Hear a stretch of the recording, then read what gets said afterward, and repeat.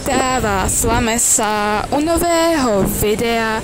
No a tím, že se blíží Halloween, tak jsem se rozhodla, že vás vezmu do této opuštěné stanice metra, kterou jsem objevila. Takže jdeme tam, můžeme vidět, že napravo máme eskalátory, které jsou rozbité, takže bohužel se nesvezeme, půjdeme po normálních schodech. No a teďka tady prozkoumáme samotný tohleto podzemí, takže takhle nalevo tady máme nějaké různé zábrany, za kterými jsou pravděpodobně nějaké obchody, které teda už nefungují, jsou tam i výlohy s nějakýma věcma, které se tam prodávaly. Takže bohužel to už si nenakoupíme. Potom tady dále máme nějaké schody, za kterými je teda bohužel taky taková jakoby závora, nebo jak to říct, a nedá se tam jít. Každopádně je tam nějaká chodba dál a taky nějaká místa na nějaké obchody. Dobře. Podíváme se teda dál.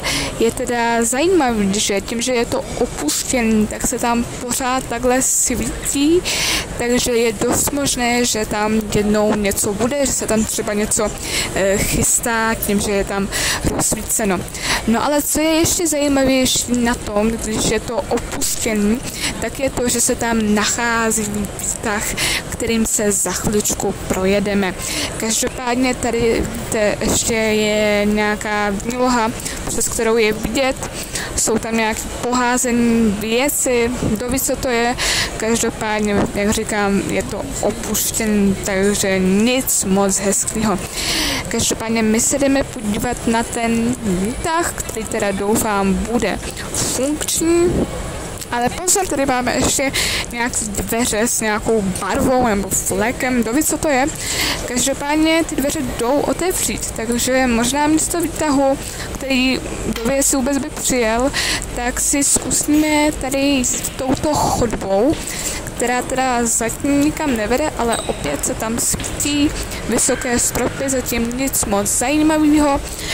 Každopádně podíváme se tady za roh a to vypadá, že tamhle za těma dveřma, to vypadá, jo, to je nějaký parkoviště, který je překvapivě funkční. Dobře, zkusíme tedy výtah teda odtud, jestli teda vůbec přijede, uvidíme, necháme se překvapit, ale když se rozsvítilo to tlačítko, tak by možná přijet mohl. Ano, už se nám to otevírá, takže zmáčkneme tady toto čtvrté patro, to nás pravděpodobně doveze někam vlastně nahoru, odkud já jsem vlastně viděla toto opuštěné místo, tu opuštěnou stanici metra. Tady máme i takhle rozpis, kde co je, takže necháme se teda překvapit, kam nás tento výtah, který vypadá celkem nově, což je pozitivní, kam nás doveze, a vypadá to, že jsme tam, kde jsme vlastně začínali.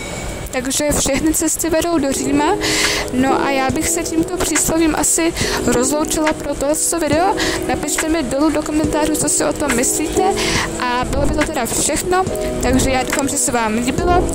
Pokud jo, dejte like, odběr a teda ahoj.